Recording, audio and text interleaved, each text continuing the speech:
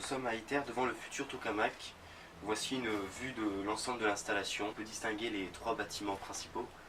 Alors sur les côtés, c'est les bâtiments de diagnostic et le bâtiment tritium. Et au centre, le bâtiment tokamak, où se situe le réacteur. Donc la machine ITER regroupe plus d'1 million de différentes pièces. Et là, nous allons essayer de visiter un peu les parties principales.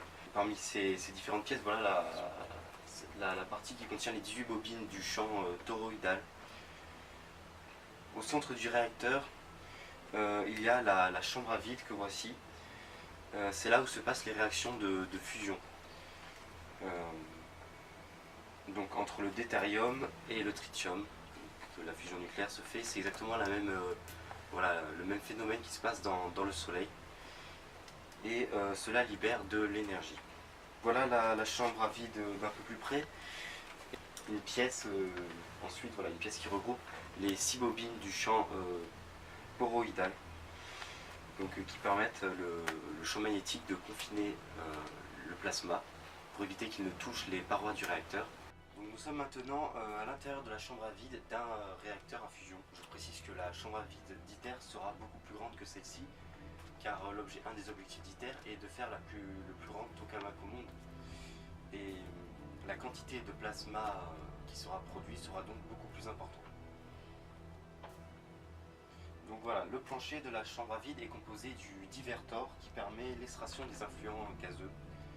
Donc ensuite on peut faire un petit zoom sur un des supraconducteurs des bobines du champ toroïdal. Donc nous sommes à présent sur une nouvelle vue du réacteur. On distingue le solénoïde central, une partie très importante, assez indépendante, qui mesure 13 mètres de haut et 4 mètres de large.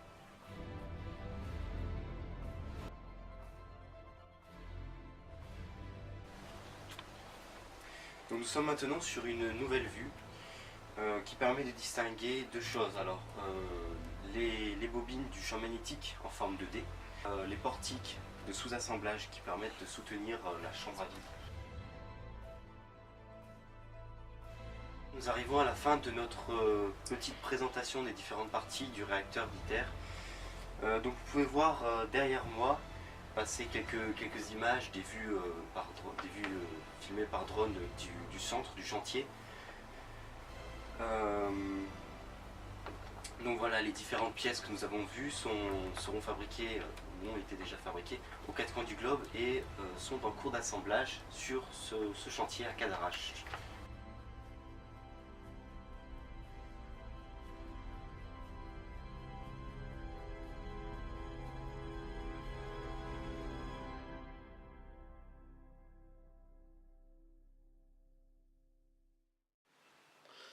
Donc, bonjour, je m'appelle Hubert Moustardier, je suis team manager pour la société Altran et je travaille actuellement sur le projet ITER, donc projet de fusion pour ITER Organisation. Donc je suis prêt à répondre à vos questions. Paul, je crois que tu as une série de questions. Monsieur Moustardier, depuis quand travaillez-vous à ITER? Alors, je travaille à ITER depuis 3 ans maintenant.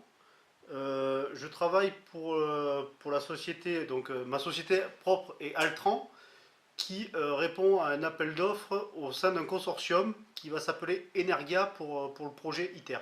Voilà. Et quel y est votre poste? Alors, mon poste, on va le faire, alors principalement, je suis support to owner, donc il faut savoir que le projet ITER est anglophone à 100%. Donc support to owner, ça veut dire assistant à la maîtrise d'ouvrage au sein du consortium Energia, comme je viens de l'expliquer, qui comprend 51 personnes. Mes 3 fonctions principales au sein de ce consortium Energia sont: je suis adjoint au chef de projet Energia, donc j'aide le chef de projet à gérer les 51 personnes. Ma seconde fonction, c'est d'être support direct de Fusion for Energy. Fusion for Energy, c'est l'agence domestique qui est la maîtrise d'ouvrage de la construction des bâtiments et des fluides pour le projet ITER. Sachant que je pense que vous aurez présenté l'organisation du projet ITER en amont. Donc je le refais rapidement. Vous avez la maîtrise d'ouvrage globale qui est ITER Organisation, avec 7 agences domestiques en dessous, dont l'agence domestique Fusion for Energy, donc l'agence domestique européenne, qui a la charge de la construction des bâtiments, de tout ce qui est fluide, électricité, HVAC et ainsi de suite. Donc ça c'est ma deuxième fonction, c'est d'être support direct pour le maître d'ouvrage Fusion for Energy, et en particulier sur un contrat pour le maître d'œuvre justement, qui est un consortium qui s'appelle Engage. Alors je suis désolé, c'est un peu complexe, et c'est un contrat de 270 millions d'euros aujourd'hui, juste pour le contrat Engage, donc je répète, maître d'œuvre.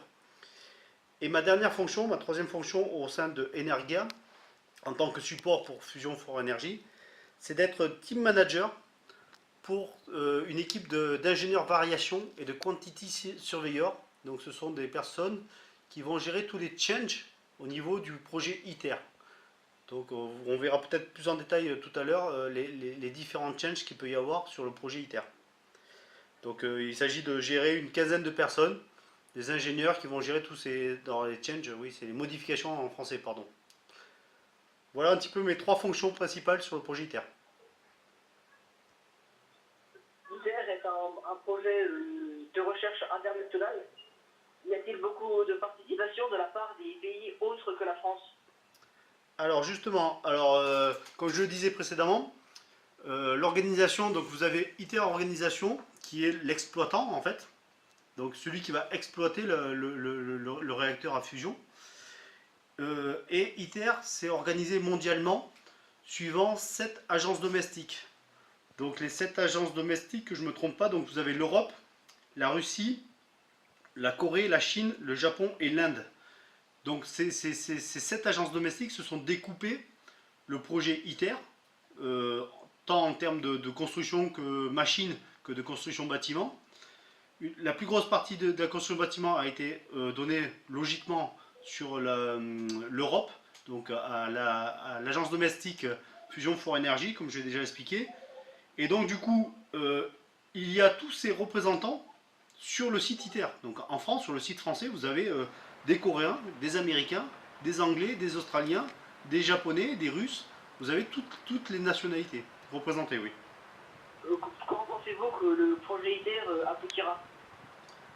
Alors, il ne faut pas perdre de vue que ce projet est un projet de recherche. Donc, qui dit recherche dit que par définition, il peut ne pas aboutir.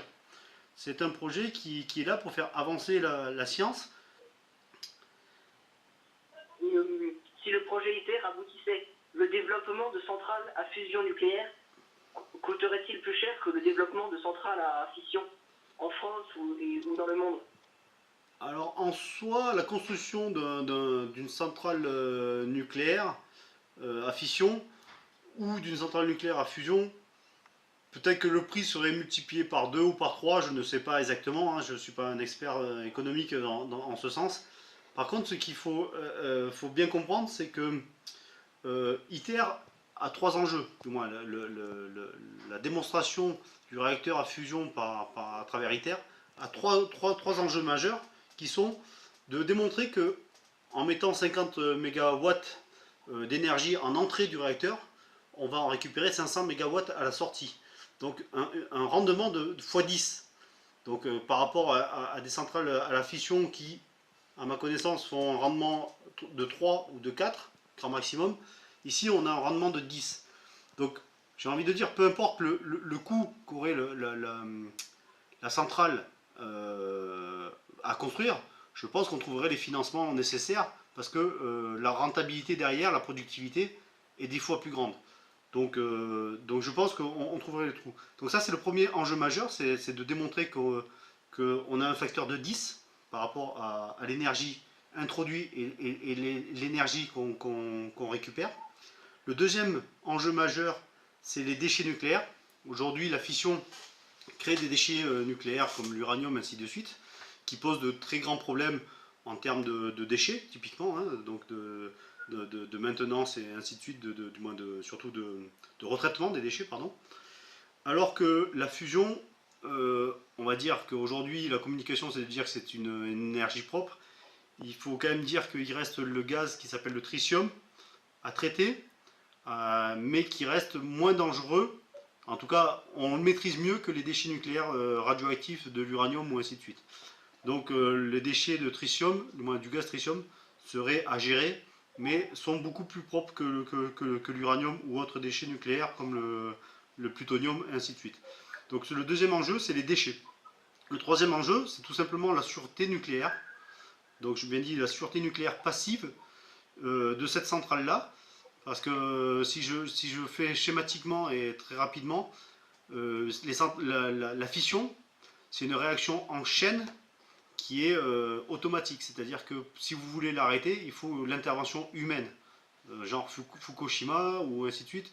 On voit bien que sans l'intervention humaine, la fission continue tant qu'il y a de la source. Alors que la réaction à la fusion, le réacteur à fusion, lui c'est une réaction passive, c'est-à-dire que si on injecte de l'hydrogène, on fait de la fusion. Si on arrête d'introduire de l'hydrogène, d'intégrer de l'hydrogène, la fusion s'arrête. Donc c'est ce qu'on appelle une sûreté nucléaire passive, c'est-à-dire qu'il n'y a pas d'action humaine à faire pour que le système soit stable. Voilà les trois enjeux qui sont dans la balance pour dire ben, on va construire des centrales à la fusion.